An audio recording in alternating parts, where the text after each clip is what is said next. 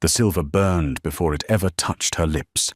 Ilara could feel it through the clay cup, a heat that had nothing to do with temperature, more like pressing your palm flat against a window in January, and feeling the cold so sharp it registers as fire.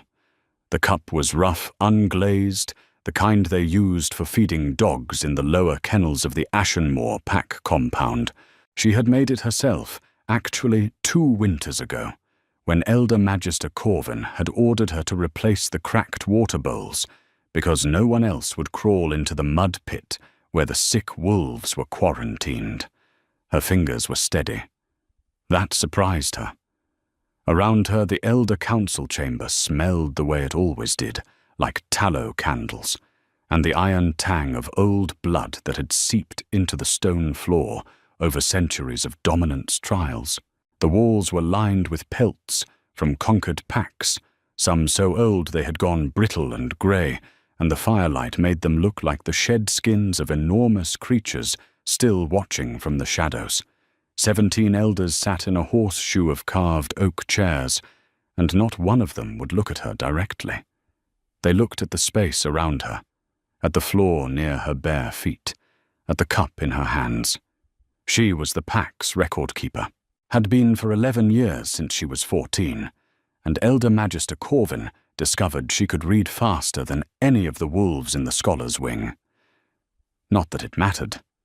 An Omega who could read was still an Omega who had memorized every treaty, every bloodline register, every territorial agreement in the Ashenmoor archives, was still someone who ate after the dogs had finished, and slept in a room above the root cellar where the walls wept moisture in summer and grew ice in winter.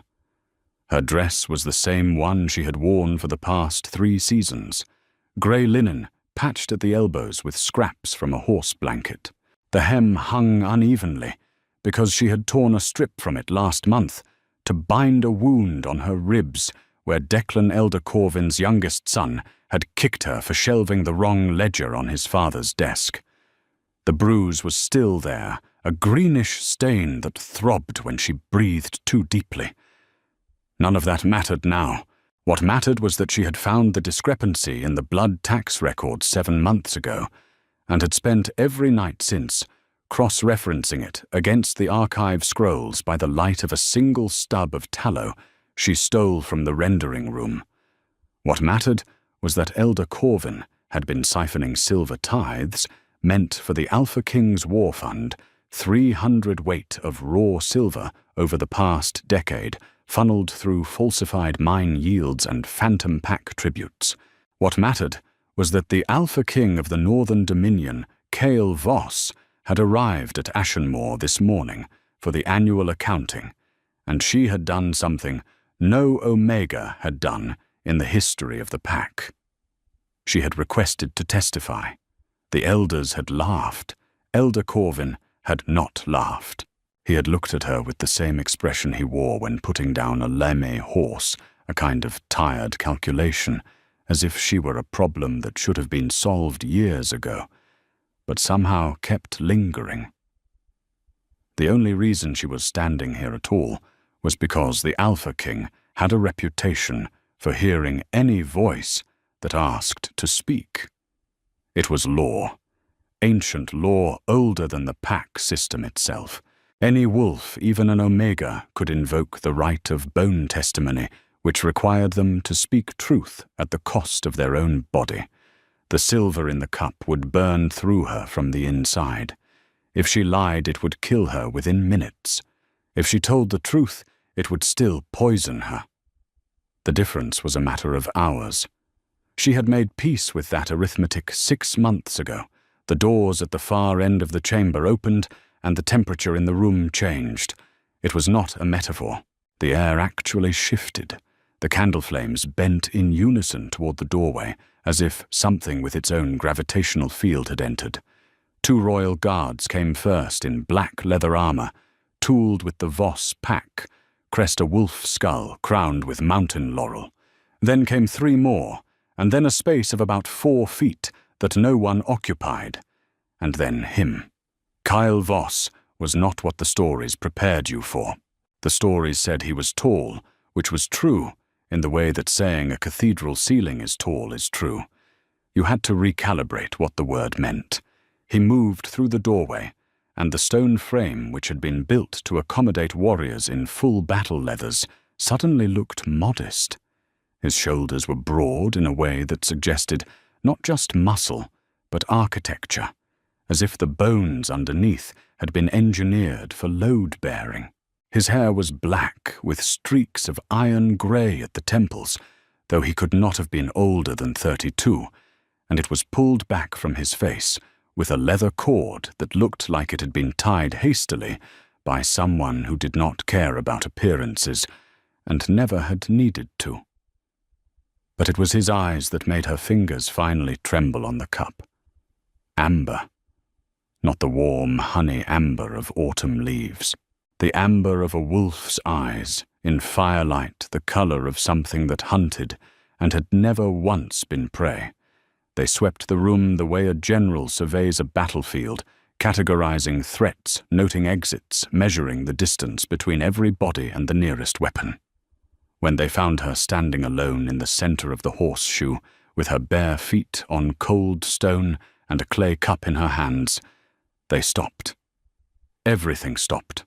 Elara felt something crack open in her chest like a fissure splitting through river ice. Heat flooded through her, starting at the base of her skull and rolling downward, and for one disorienting second she smelled pine resin and forge smoke, and something underneath that was purely animal warm fur in winter, the musk of a predator at rest. Her wolf, the thin, quiet creature that had never once surfaced in a shift. The wolf the pack said did not exist, stirred in the cage of her ribs like it was waking from a decade of sleep. No, not now. Not when she had a cup of liquid death in her hands, and 17 corrupt elders watching, and a truth that needed to be spoken before Corvin found a way to silence her permanently. She shoved the sensation down, buried it under the mental discipline of 11 years of archival work, of counting and cataloguing and keeping her head below the parapet. Cale Voss did not sit in the chair that had been prepared for him. He stood. His gaze had not left her. Elder Corvin rose from his seat, and his voice had the oiled smoothness of a man who had been lying professionally for decades. "My king," he said, "welcome to Ashenmoor. We are honored by your presence at the accounting. I regret that we must begin with an unpleasant formality. This Omega," he gestured at Elara without looking at her, "has invoked the right of bone testimony. A misguided act, but the old law is clear. She must be heard." The Alpha King's voice was lower than she expected. Not louder. Lower. It vibrated in the stones under her feet. "What is her name?" It was not a question the way most people asked questions. It was a statement that required an answer. "Elara," she said, and was startled that her voice came out level. "Of no family. Record-keeper of the Ashenmoor archives." Cale Voss's eyes narrowed by a fraction. His nostrils flared, and she watched something violent pass across his face there and gone like lightning behind clouds. She did not understand what it was. She did not have time to understand. "You are invoking the right freely," he said. "You know what it costs." "I know. And you have no wolf to metabolize the silver." This came from Elder Corvin, spoken with the particular cruelty of stating a fact everyone already knew. An Omega without a shifting wolf had no accelerated healing, no way to process the poison before it reached the organs. It was in effect a death sentence, a truth serum that killed the witness. "I know," Elara said again. The Alpha King took one step forward. The guards shifted. The elders shifted. The candle flames shifted. Everything in the room rearranged itself around his movement. "Why?" he said. "Because the truth should cost something," she said. "Otherwise no one believes it." Something changed in his expression, a hairline fracture in that granite composure. His jaw tightened. His hands, which had been loose at his sides, closed into fists, and then deliberately unclosed. "Speak," he said. Elara raised the cup. The silver inside was liquid, a distillation of colloidal silver and wolfsbane, extract the traditional rite preparation. It caught the candlelight and moved like mercury, too heavy, too bright, with an oily sheen that made her stomach clench. The smell hit her first metallic and sweet, like licking a battery while someone held pennies under your nose. She drank. The first swallow tasted like swallowing a lit match. The second tasted like nothing at all because her throat had gone numb. By the third, the sensation had spread to her chest, a cold fire that made every heartbeat feel like it was happening inside a bell. She set the cup down on the stone floor. Her hands were shaking now, properly shaking, and she could feel the silver beginning its work in the lining of her stomach. She had minutes, maybe 15, maybe 20, before her body began to fail. For 11 years, she said, and her voice was clear despite the tremor in her hands, I have maintained the archives of Ashenmoor, every tribute record, every mine yield report, every blood tax assessment sent to the Northern Dominion. 7 months ago, I discovered a discrepancy in the silver tithe calculations dating back a decade. She turned to look directly at Elder Corvin, and for the first time in her life, she saw something other than dismissal in his face. She saw fear, 300 weight of raw silver, diverted from the Alpha King's war fund, falsified mine reports, phantom pack tribute entries, and a secondary ledger kept in a locked chamber beneath the West Tower. The chamber erupted. 3 elders stood at once. Voices overlapped sharp with denial and outrage, and Elder Corvin's was loudest of all. "This is the raving of a sick Omega who has already poisoned herself," he said, and his voice was still smooth, but the edges had gone ragged. "She has no proof. She has no standing. This testimony is the fantasy of a creature who was never meant to be more than a filing clerk." Elara reached into the pocket of her patched dress and pulled out a folded sheet of parchment, thin and covered in her own cramped handwriting. "Copies," she said. 37 entries with cross-references to the original ledgers. The originals are still in the West Tower. She paused, and the silver in her blood made the pause feel like standing on the edge of a cliff. Elder Corvin has the only key. The room went quiet in a way that had weight to it. Kyle Voss had not moved during any of this. He stood exactly where he had been, and his eyes were fixed on her with an intensity that felt like physical pressure, like standing too close to a bonfire and feeling the heat push against your skin. But something was different now. His pupils had dilated, and the amber of his irises had brightened to something almost luminous the way wolf eyes caught light in the dark. She realized with a start that his wolf was surfacing. "Bring me the original ledgers," the Alpha King said, and his voice had dropped another register. It was barely human now, a subsonic rumble that the elders felt in their bones because 2 of them flinched visibly. Now. No one moved for 3 seconds. Then a royal guard turned and left the chamber at a pace that was nearly a run. Elara felt the first wave of real pain. It came from her stomach, a cramping heat that radiated outward like someone had pressed a heated iron against her insides. Her vision blurred at the edges, and she tasted copper at the back of her throat. The silver was reaching her bloodstream. She could feel it in her fingertips, a tingling numbness that was creeping inward. She swayed. The parchment slipped from her fingers, and a drop of blood fell from her nose. She watched it fall, a single dark red bead against the grey stone floor, and she thought with the strange clarity of the dying that it looked like a period at the end of a sentence. It never hit the stone.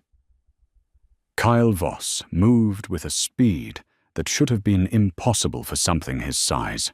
One moment he was 6 feet away, and the next he was on his knees in front of her, one hand cupped beneath her face, and the drop of blood landed in his palm. His other hand caught her waist as her legs buckled, and she fell against a chest that felt like a warm stone wall. The contact was a detonation. The mate bond hit them both like a shockwave from an explosion you were standing too close to. Elara felt it in her bones, literally in her bones, a vibration that started in the marrow and radiated outward until every cell in her body was humming at a frequency she had never known existed. Her wolf, the silent ghost wolf that the pack said was imaginary, didn't stir this time. It howled. The sound came from inside her chest, and it was not audible to anyone else, but she felt it tear through her like a physical thing, a force that ripped through 11 years of dormancy and silence and submission, and said mine with the absolute certainty of gravity. Kyle Voss made a sound. Not a word. A sound that came from somewhere primal and pre-verbal, from the part of the brain that existed before language, before civilization, before anything but instinct and pack, and the imperative to protect what belonged to you. His arms tightened around her, and she felt his face press into her hair, and his chest expanded with a breath so deep it lifted her. "Mate," he said, and the word was wrecked. The elders were standing now. All of them. Elder Corvin had gone white.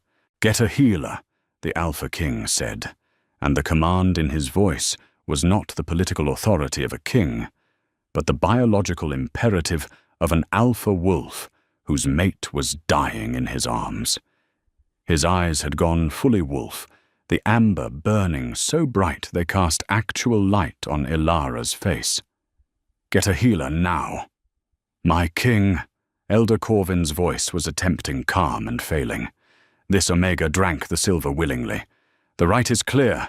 We cannot interfere with—" Kyle Voss looked up at Elder Corvin, and the elder stopped speaking. Not because he chose to. Because his body overrode his brain, recognizing a predator, the way prey always does not through logic, but through the ancient lizard brain understanding that you were being looked at by something that could end you. "You will bring me a healer," the Alpha King said, "or I will tear this building apart with my bare hands, until I find one." His voice had dropped so low it was almost subvocal, and Elara felt it vibrate through his chest, into her cheek. "And then I will turn those hands on everyone in this room who allowed my mate to poison herself because they were too cowardly to speak the truth she died to tell." The word "died" landed like a physical blow. Elara wanted to protest that she was not dead yet, but another wave of pain rolled through her, and her vision went grey at the edges. She could feel the silver in her veins now, a cold thread stitching through her blood like wire through cloth. Her fingers had gone numb. Her feet were numb. The world was narrowing to a tunnel with Kyle Voss at its center, the heat of his body, the only thing holding back the spreading cold. "Stay," he said into her hair, and it was not a command from a king. It was a plea from a man who had found something he had waited his entire life for, and was watching it slip through his fingers. "You stay with me. You do not leave." Elara tried to speak. What came out was barely a whisper, the words scraped thin by the silver burning through her throat. Had to. They were stealing. "From you. From the war fund." Wolves died because the weapons were never forged. His arms tightened to the point of pain, but it was a pain that felt like an anchor. A pain that said, "You are here, you are real, you are held." "I know," he said. "I know. And I will deal with every one of them, but you are not dying for this truth. Not on this floor. Not in my arms. A healer arrived. An older woman with grey braids and a satchel that smelled of dried herbs and alcohol, the pack's senior healer, a beta named Maren, who had once set a broken bone in Ilara's wrist without asking how it had been broken and without reporting it. The only person in the compound who had ever treated Ilara like a patient instead of a nuisance. Maren knelt beside them, and her face went tight when she pressed 2 fingers to Ilara's throat. Silver toxicity, she said. Advanced. Her blood is already converting. She looked up at the Alpha King and did not flinch from his wolf eyes, which was brave or foolish or both. I need to work. You need to let me close enough to work. Kyle did not let go of Ilara, but he shifted, creating space while keeping her cradled against his chest, and Maren moved in with the practiced efficiency of someone who had treated poison before. She opened her satchel and pulled out a glass vial of something dark and viscous, tore the cork out with her teeth and tilted it against Ilara's lips. Activated charcoal and Luna's root, Maren said. It will not stop the silver. It will slow it. She looked at the Alpha King again. She needs a wolf's metabolism to burn through this. She does not have one. She does, Kyle said, and the certainty in his voice was absolute. It is sleeping. I can feel it. Maren paused, looked at him, looked at Ilara. Her expression shifted from clinical to something else, something older and more knowing, and she nodded once. Then keep contact, she said. Skin to skin. Your wolf may be able to reach hers through the bond. It is not medicine. It is not guaranteed. But it is the only thing I have seen work when nothing else will. Kyle Voss, Alpha King of the Northern Dominion, commander of 12 packs, and terror of every rival kingdom on the continent, pressed his forehead against the forehead of an Omega record keeper who weighed 110 pounds soaking wet and was currently dying from self-administered silver poison on the floor of a corrupt Elder Council chamber. His hands cupped her face, smearing her blood across his palms, and he closed his eyes. The room watched. Elder Corvin broke first. My king, this is highly irregular. The rite of bone testimony has concluded. If we could simply... The Alpha King's beta commander, a woman named Sarah, with close-cropped hair and a scar that bisected her left eyebrow, stepped between Corvin and the pair on the floor. She didn't speak. She didn't need to. She simply stood there, hand on the hilt of her sword, and looked at Corvin with an expression that communicated everything necessary about what would happen to the next person who interrupted. The guard returned with the ledgers. 2 leather-bound books, water-stained and old, pulled from the locked chamber beneath the west tower. He set them on the nearest elder's chair because the floor near the Alpha King was now occupied territory. Later, Sarah would go through them line by line with the pack's own accountants. Later, the numbers would confirm exactly what Ilara had testified. Later, Elder Corvin would be found to have diverted not 300 weight of silver, but 347 enough to have funded an entire battalion's weaponry for the border wars. 18 wolves had died in the Gap Tooth Pass campaign because their claws were their only weapons against enemies armed with silver-tipped spears that should have been theirs. But that was later. Right now on the floor, Ilara was dying and Kyle was holding her, and something was happening in the space between them that the elders could feel, even if they could not see it. A vibration, a hum, like 2 tuning forks struck at the same frequency resonating. Kyle pushed through the bond. He did not know how he knew to do this. It was instinct, the same instinct that had thrown him to his knees when her blood fell, the same instinct that had recognized her scent across a room full of tallow and iron and old death. He pushed, and his wolf pushed with him, a massive dark presence that barreled through the connection between them, like a battering ram through a gate. And on the other side, he found her wolf. It was not weak. It was not absent. It was caged behind walls that had been built by years of malnutrition and abuse, and the specific grinding cruelty of being told every day that the thing inside you does not exist. The walls were thick and old and layered with scar tissue, and behind them was something that blazed white-hot, a wolf that was not an Omega's wolf at all. Not even close, a wolf that burned like phosphorus in the dark. He threw everything he had at those walls. Alpha Command, raw power, and underneath it, something more dangerous. The desperate, unarmored need of a man who had spent 32 years waiting for this exact heartbeat, and could not refuse to let it stop. Elara convulsed. Maren grabbed her shoulders, holding her steady, and Kyle held her face, and the three of them rode the seizure like sailors riding a wave. And then Elara arched her back, and her eyes flew open, and they were not the dull brown they had been a moment ago. They were silver. Pure liquid, silver, bright as mercury, bright as moonlight on still water, bright as the poison that was killing her, except this was not poison. This was power. Every elder in the room felt it. A pressure wave rolled outward from the woman on the floor, and the candles blew out all of them at once. And in the sudden dark, the only light came from Elara's eyes, and the amber glow of the Alpha Kings. Moonwolf, Maren breathed. The healer's hands were shaking. She pulled them back from Elara's shoulders and pressed them flat against her own thighs, and her voice was barely audible. She is a moonwolf. I have not seen. They were supposed to be extinct. The bloodline died out 3 centuries ago. Elara felt her wolf explode through the cage like a star going supernova. The pain of the silver did not disappear. It transformed.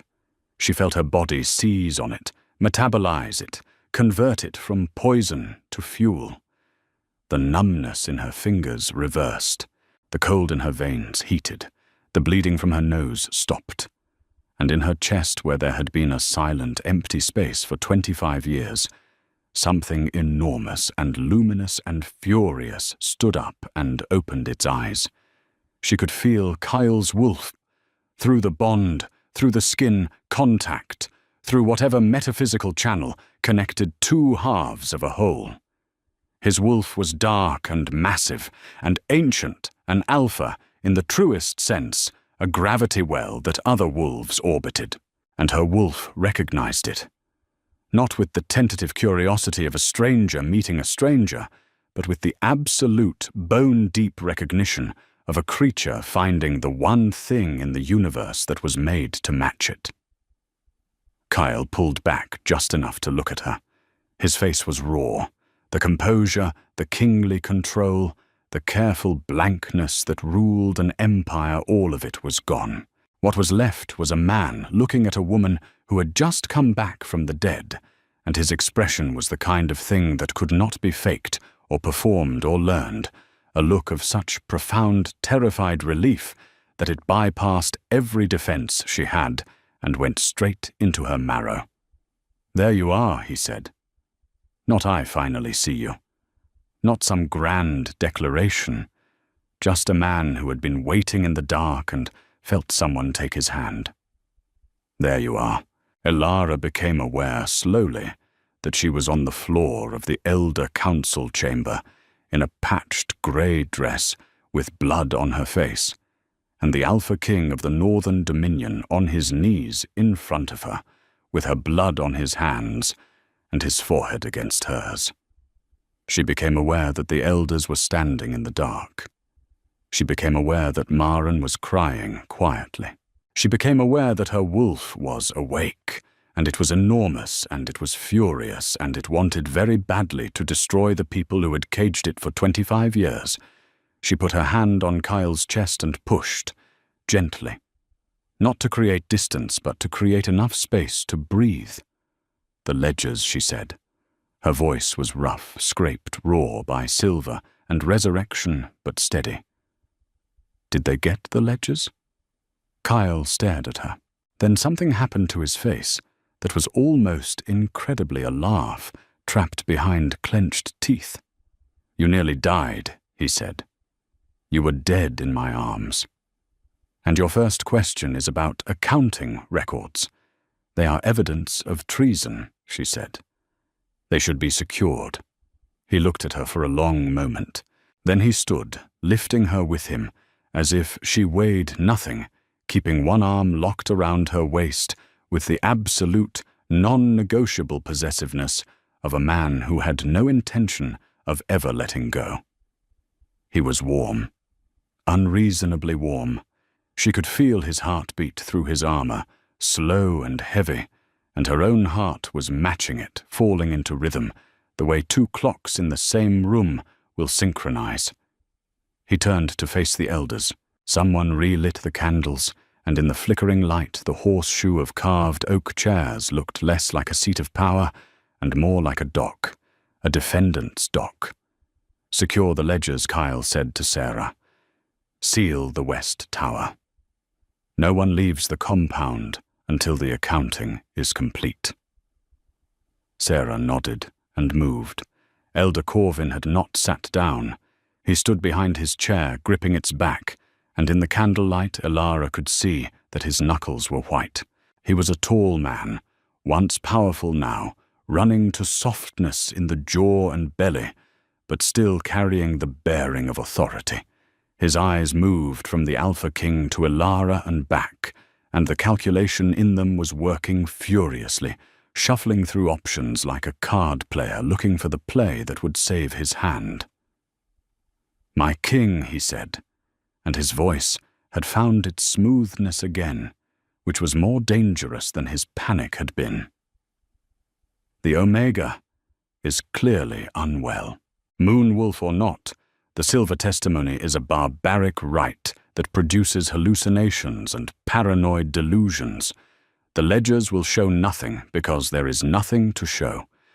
I have served this pack for 40 years, and I have—" His voice broke. Not from emotion, from something else. Kyle Voss hadn't moved, hadn't spoken, hadn't raised his hand, but the alpha command that rolled off him was like a physical force, a compression of air that pressed against the eardrums and made the candle flames lean away and made every wolf in the room, even the ones too old to shift, feel their hind legs want to fold. Elara felt it too. But where the elders felt terror, she felt warmth. The command moved around her like water around a stone, touching but not pressing, acknowledging but not dominating, as if his wolf knew, on some level deeper than thought, that this particular wolf was not to be commanded. This particular wolf was to be matched.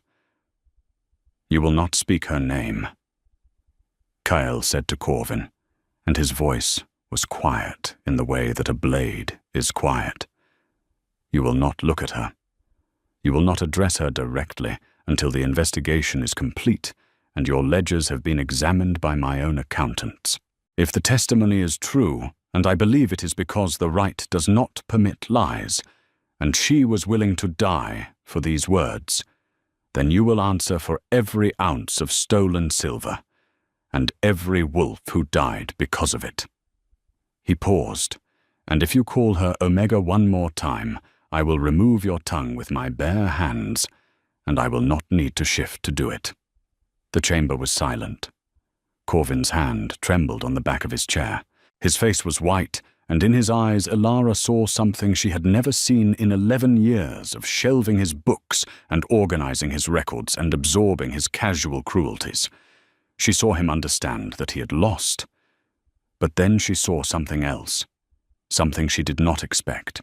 Corvin's gaze dropped from the Alpha King to the floor, and his shoulders folded inward by an inch, and for a single moment the mask of political calculation fell away, and what was underneath was not defiance or scheming. It was exhaustion, the deep, accreted exhaustion of a man who had been maintaining a lie for a decade, who had started small, a few coins redirected a minor adjustment in the ledger, and then watched it grow and grow until the lie was bigger than he was, and he could not find the way back even if he wanted to. She saw him glance at the ledgers on the chair, and his expression was almost relief. It lasted 2 seconds. Then the mask came back, and Corvin straightened, and the moment was gone. But Elara had seen it, and she filed it away the way she filed everything precisely and completely in the archive of her mind. Kyle brought her out of the council chamber and into the corridor, and the change in air was immediate. The corridor smelled like rain and stone, the damp of spring working its way through the old walls, and after the tallow and blood of the chamber, it felt like stepping into open sky. His arm was still around her waist, his hand spread flat against her hip, and his stride was long enough that she had to take 2 steps for every one of his. "Where are we going?" she said. "My quarters," he said. "You need food, water, rest, and a healer who can monitor the silver burn-off. In that order." "I have a room," she said, "above the root cellar. I can—" He stopped walking, turned to look at her, and the expression on his face was so utterly, completely bewildered that it stripped away every layer of kingly authority and left behind a man who genuinely could not process what he had just heard. "A root cellar," he said. "It is not as bad as it sounds. The temperature is fairly consistent, and the damp is only really a problem in—" "You sleep above a root cellar?" "Yes." He closed his eyes, breathed in through his nose, breathed out. When he opened his eyes, the bewilderment had been replaced by a cold, focused fury that was somehow more frightening than the explosive rage in the council chamber, because this fury had direction. "Show me," he said. She showed him. The room was 8 feet by 6, tucked into a half-story between the cellar and the first floor, accessible by a ladder rather than stairs. The ceiling was low enough that Cale had to duck, and his shoulders nearly brushed both walls. There was a straw pallet covered with a wool blanket that had been washed so many times it was more whole than fabric. A wooden crate served as both table and chair. On it sat a stub of tallow candle, a tin cup and a comb with 3 missing teeth. The walls were stone, and in the corners where the mortar had cracked, pale green moss grew in patches that looked like mold. The floor was dirt hard-packed and swept clean because Elara kept her space meticulously organized, even when that space was a glorified cupboard. The only remarkable thing in the room was the books, stacked in 2 careful towers against the far wall, their spines facing outward so she could read the titles. 17 volumes, some borrowed from the archive, some rescued from the discard pile. A history of border treaties, the collected botany of the northern range, a water-damaged copy of a human novel called Jane Eyre that she had found in a box of goods confiscated from a traveling merchant and had read 4 times. Kyle stood in the center of her room, and the top of his head pressed against the ceiling. His hands hung at his sides. His face was blank in the way that a loaded weapon is blank, all the energy, internal, all the damage waiting. "How long?" he said. 11 years. He looked at the straw pallet, at the wooden crate, at the comb with the missing teeth, at the candle that was burned down to a nub. He reached out and touched the wool blanket, and his fingers came away damp. He did not speak for a long time. Then he picked up the copy of Jane Eyre and tucked it inside his armor against his chest with a careful precision that told her he knew what books meant to someone who had nothing else. He turned to her. "You are coming with me," he said. "Not as a guest, not as a witness. As my mate, as the woman whose wolf called to mine across a room full of liars and thieves. You will never sleep in this room again. You will never eat after the dogs again. and the man who put you here will answer for it, along with everything else." Elara looked at him, at this enormous, terrifying, impossibly gentle man who had caught her blood in his hands and knelt on a stone floor and pressed his forehead to hers and dragged her wolf back from the dead, who was now holding her battered copy of Jane Eyre against his heart like it was a holy relic. "I do not know you," she said. "I know," he said. "You will. And I will know you, and I will spend every day making certain that you never again have to drink poison to make someone listen to you." He held out his hand. It was the hand that still had her blood on it, dried now to a dark rust in the creases of his palm. She took it. The quarters of the Alpha King's travelling retinue had been set up in the east wing of the Ashenmore compound, the good rooms, the ones with actual fireplaces and glass in the windows. Kyle's personal chambers had been prepared by his staff, and walking into them was like walking into a different world. There was a fire in the grate, real logs, not the damp peat that was all the Omegas were allowed. The bed was massive, draped in dark furs, and the mattress was stuffed with wool and feathers. There were rugs on the stone floor. There was a table with actual food on it: bread, cheese, dried meat, a bowl of late-season apples, a pitcher of clean water. Elara stood in the doorway and stared at the bread. "When did you last eat?" Kyle asked behind her. He had not let go of her hand. "Yesterday morning," she said. "There was porridge." She did not add that the porridge had been cold and thin and flavoured with something that might have been ash. She did not add that she had given half of it to the pup who cleaned the stables because he was 8 years old and his ribs showed through his shirt. Kyle pulled out a chair, sat her down, put the bread in front of her, then the cheese, then the water. He moved with the focused efficiency of a man who was channeling his rage into the only productive outlet available, which was feeding her. "Eat," he said. "Please." She ate. The bread was soft and dense, studded with seeds, and it was the best thing she had ever tasted. The cheese was sharp and creamy. The water was clean. She ate slowly because her stomach had learned long ago to rebel against sudden abundance, and Cole watched her with an expression of such controlled fury that the fire in the grate seemed to dim in comparison. Maren arrived, knocked, and entered without waiting for a response. She carried her satchel and a fresh set of linens, and her face was composed now, though her eyes were still red-rimmed. "How is the silver?" she asked, kneeling beside Elara's chair and pressing fingers to her wrist. "I can still feel it," Elara said, "like hot wire in my veins. But it is fading. My wolf is—" She paused, searching for the right word. "Eating it," she said finally.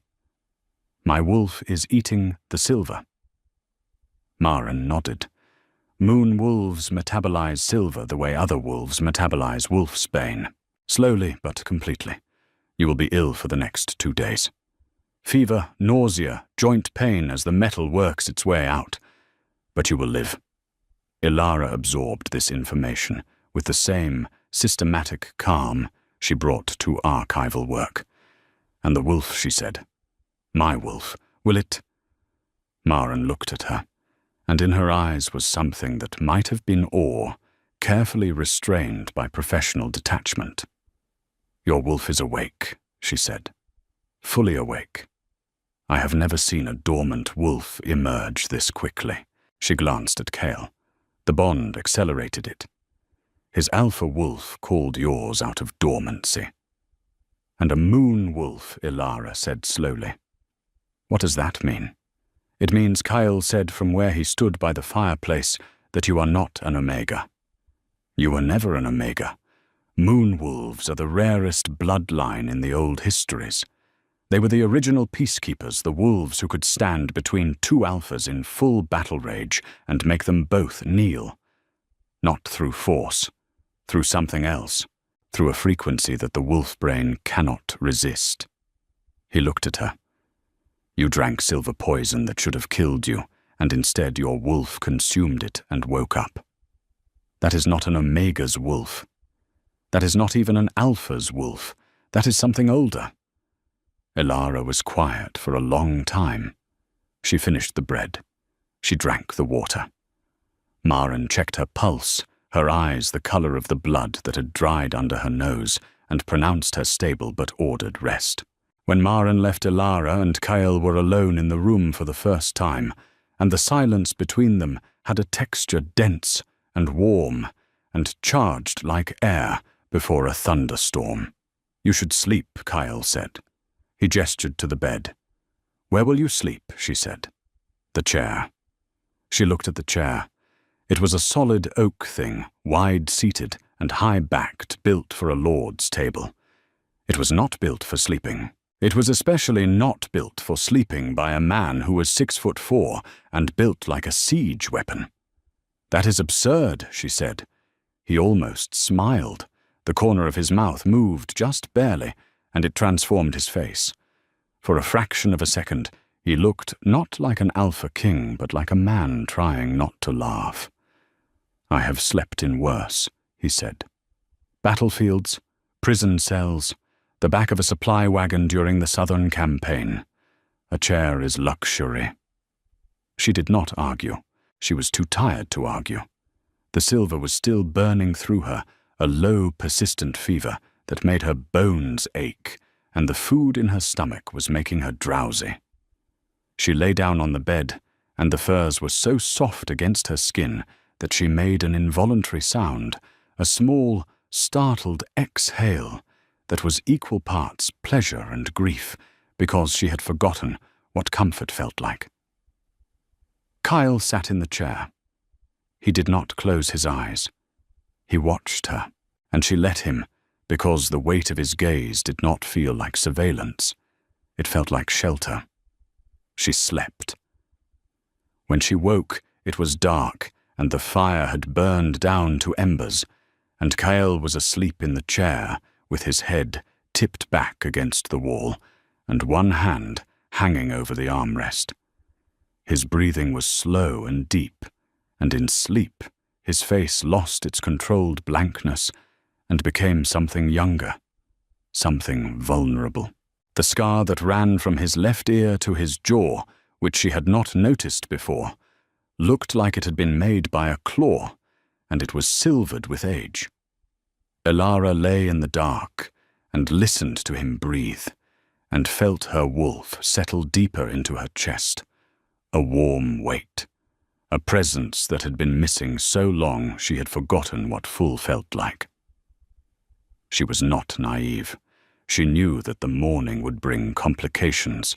She knew that the Elder Council would not collapse quietly, that Corvin had allies, that the revelation of a moon wolf in a pack that had supposedly been wolfless would trigger political upheaval that would ripple outward through every territory in the Northern Dominion. She knew that the Alpha King's mate could not be a former Omega record keeper with no family name and a wardrobe that consisted of a single patched dress.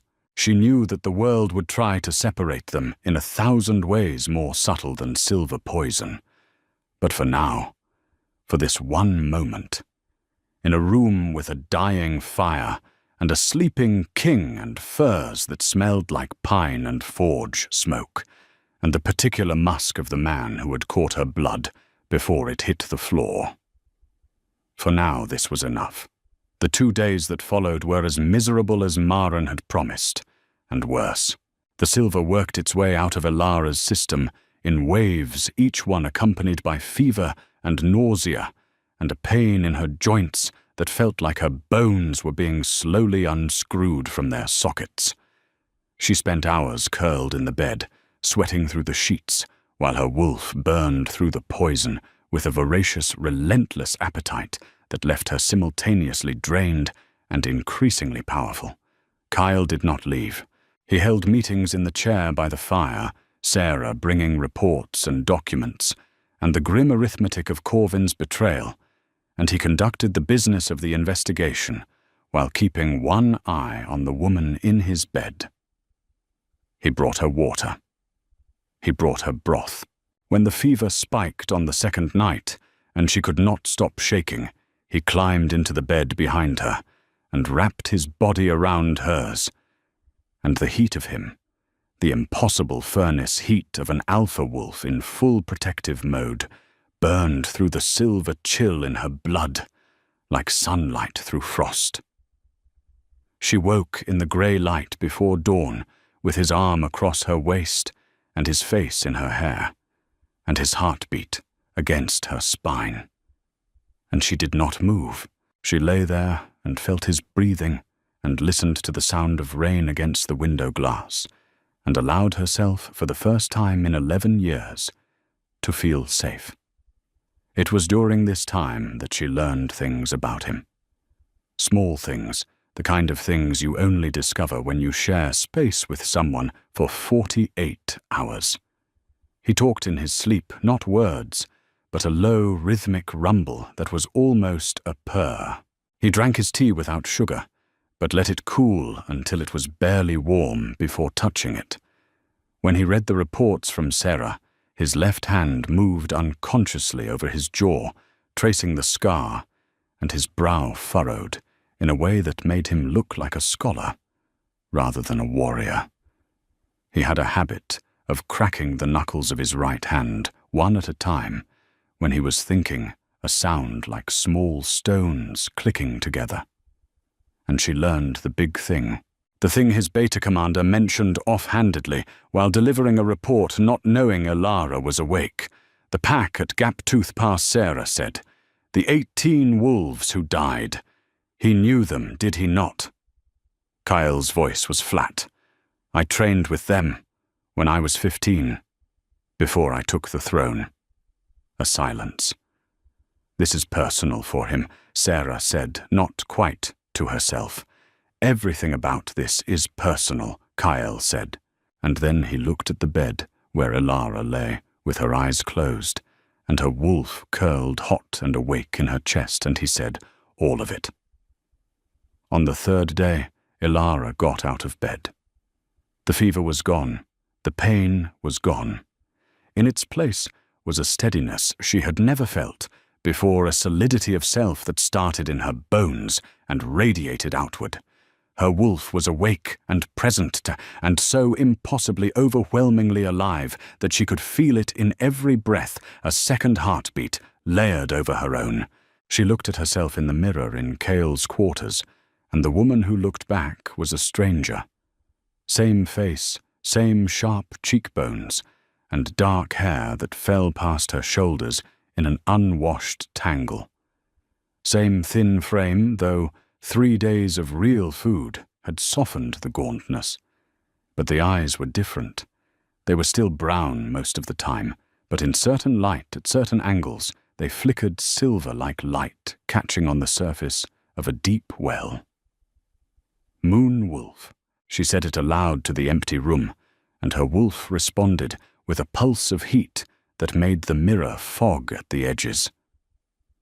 Kyle found her standing at the window, looking out at the Ashenmoor compound. From the east wing, she could see the training yard, the kennels, the long, low building that housed the Omegas' quarters, the root cellar where she had slept. It looked smaller from here. Everything looked smaller. He stood behind her, close but not touching, giving her the choice, always giving her the choice she had noticed, despite every possessive instinct she could feel roaring through the bond. The investigation is complete, he said. The ledgers confirm your testimony. Every entry. Corvin has been confined to his chambers. 6 of the 17 elders are implicated. The silver was moved through a network of intermediaries, most of them outside the pack, and it will take months to trace it all. But the core of it is clear. He paused. You saved more lives with those records than most warriors save in a lifetime of fighting, he said. I want you to know that. She did not turn around. She kept looking at the compound where she had spent 11 years being invisible, and she said, I did not do it for glory, or for revenge. I did it because the numbers were wrong, and I could not make them right without telling someone. He was quiet behind her. Then softly, I know. That is why I trust you. She turned then, looked up at him. He was close enough that she could see the individual threads of grey in his hair, the fine lines at the corners of his eyes, the scar tissue on his knuckles from decades of training and fighting. He smelled like leather and pine, and the particular metallic scent of a man who had been wearing armor for 3 days straight. What happens now, she said.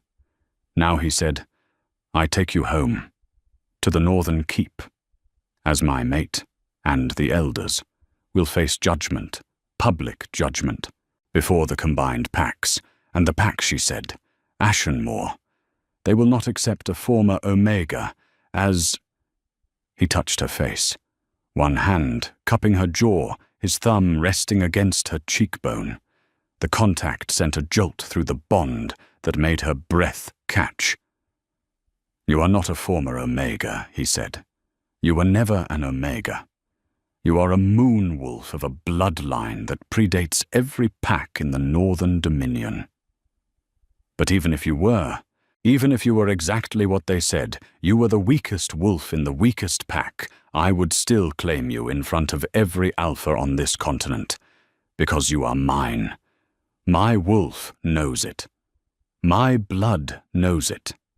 And I have waited 32 years for the exact scent of your skin, and I am not waiting one more day. She could feel the truth of it through the bond, not just the words, but the feeling underneath a vast, terrifying, absolute certainty that was not romance or infatuation, but something more elemental, like gravity, like the tide, like something that would still be true if the world ended and reformed. She put her hand over his on her face, turned her head, and pressed her lips against his palm against the dried residue of her own blood that he had not washed off, and she felt him shudder from his shoulders to his feet. Then claim me, she said. The public claiming ceremony happened 3 days later in the great hall of the Ashenmore compound, because Kyle wanted it done here, in this place, in front of these people. He wanted the wolves who had made her sleep above a root cellar, and eat after dogs, and live without a name to watch her become their queen. The hall was packed, every wolf in the Ashenmore pack, plus the Alpha King's traveling retinue, plus representatives from 3 neighboring packs who had heard the news and traveled through the night to see it.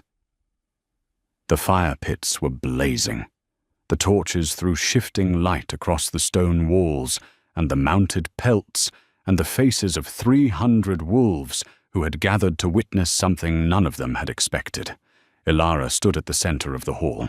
She was wearing a dress that Sarah had procured from somewhere deep blue-black, like a night sky, simple in cut, but made of fabric that actually fit her body, and her hair was clean and combed and fell loose down her back. She was still too thin. She still had the scar on her ribs from Declan's boot. She still had the calluses on her hands from 11 years of shelving books. But she stood straight, and her eyes in the torchlight caught the silver. Kyle came to her through the crowd, and the crowd parted for him, the way all crowds parted for him, not just out of respect, but out of the basic animal understanding that you do not stand in the path of something that large and that certain. He was wearing his formal armor, black leather with the wolf skull crest in silver, and his hair was loose for the first time she had seen falling past his shoulders, and the grey at his temples looked like frost on obsidian. He stopped in front of her. The hall went silent. The claiming words were old, older than the pack system, older than the kingdoms, older than the written language they had been recorded in. They were spoken in the original wolf tongue, a guttural rhythmic language that vibrated in the chest rather than the throat, and Cale spoke them with the fluency of a man who had been studying them his whole life for this exact moment. "I claim you as mine," he said in words that sounded like stones rolling in a river. "I claim your wolf as the match of my wolf. I claim your blood as the blood that runs beside mine. I claim your wounds as my failures, and your strength as my honor. I bind myself to you before the moon, and the old gods, and every wolf who draws breath. From this moment your enemies are my enemies. Your pack is my pack. Your heartbeat is the second chamber of my own." Then he bit her. The marking bite was placed at the junction of her neck and shoulder, the traditional spot, and it was not gentle. It was a wolf's bite, deep enough to scar, hard enough to draw blood, and the pain of it flashed through Elara like white lightning. But underneath the pain, through the bond, she felt something else.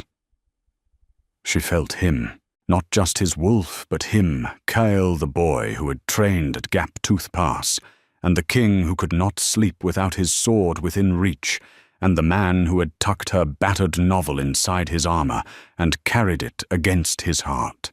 She felt all of him pour into her through the bite, through the bond, through the blood, and she caught it and held it and gave back everything she had.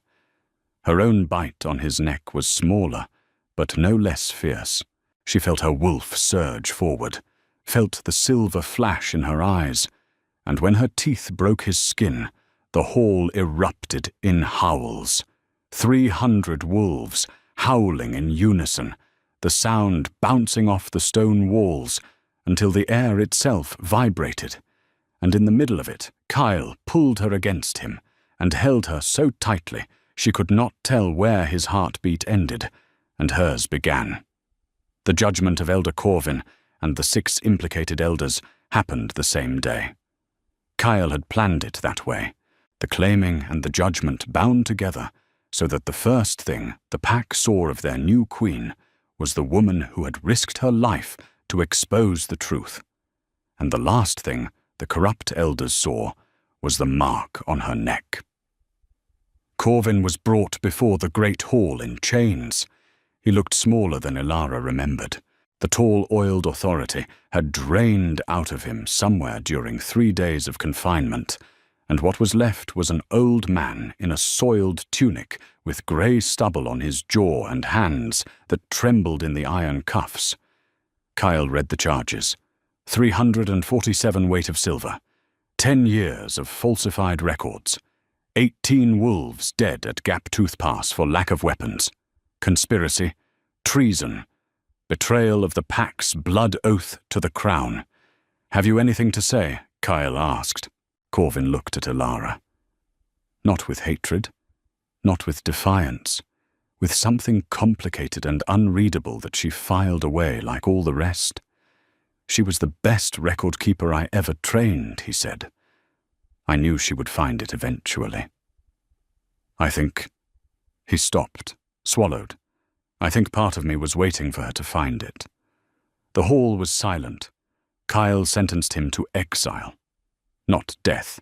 Exile stripped of pack bonds, stripped of rank, cast out to wander alone without the wolf communion that gave a shifter's life its deepest meaning.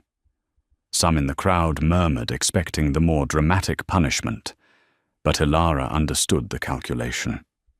Death was an ending. Exile was a punishment that lasted the rest of your life, every day, waking without the mental hum of pack, without the warmth of belonging, with nothing but the memory of what you had thrown away. The 6 implicated elders received the same sentence. Declan Corvin's son, who had kicked an Omega hard enough to crack a rib for the crime of misplacing a ledger, was stripped of his rank and assigned to the kennels, cleaning them on his hands and knees. For a year. Sarah supervised the removal. The pack watched in silence, and when it was done, when the great hall was cleared and the torches were burning low, Cale took Elara's hand and led her out through the main doors of the compound into the night air. The sky was clear, The moon was full, hanging low and enormous over the tree line, so bright it cast shadows. The air smelled like wet pine and cold stone and the distant mineral tang of snow on the northern peaks. Elara stood in the moonlight and felt her wolf respond, a warmth that started in her chest and spread outward, filling her limbs, filling her skin, filling the space between her and the sky. Her eyes were silver. She could feel it. Not see it, but feel it, a luminous pressure behind her pupils, as if the moonlight was not reflecting off her eyes, but shining through them. Kyle stood beside her, his hand in hers, and he didn't speak. He did not need to. The bond between them was a living thing now, a rope of heat and light that connected them chest to chest, and through it she could feel his contentment. Not happiness exactly. Something deeper and quieter. The feeling of a thing being in its right place. She thought about the root cellar, the straw pallet, the three-toothed comb, the stub of tallow candle, the copy of Jane Eyre that was now sitting on a bedside table in the Alpha King's quarters, its water-damaged pages carefully smoothed. She thought about the silver cup, the taste of liquid fire, the drop of blood that never hit the floor.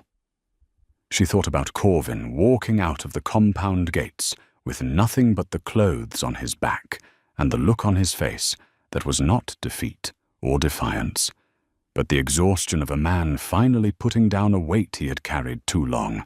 She thought about 18 wolves at Gap-Tooth Pass who had fought with their claws because the silver that should have forged their weapons was sitting in a hidden ledger in a locked room beneath a tower, and she thought about the woman who had found the discrepancy and spent 7 months in the dark, counting and recounting until the numbers told their story. Kyle squeezed her hand.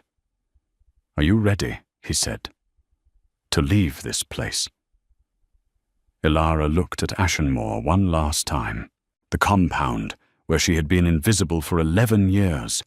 The walls that had held her and starved her and caged her wolf and taught her without meaning to how to read a ledger so carefully that 347 weight of stolen silver could not hide.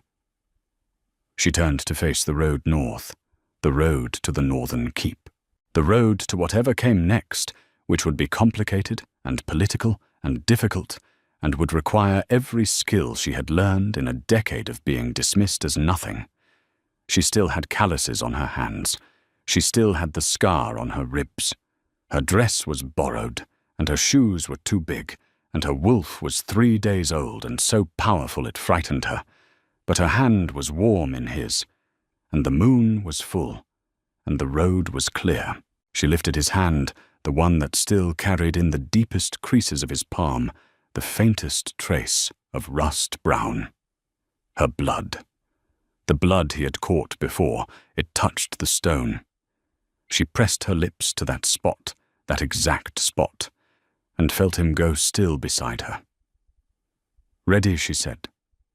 They walked north, and the moonlight followed them, and behind them the compound grew small and quiet, and the candles in the Elder Council chamber went dark one by one, like closing eyes.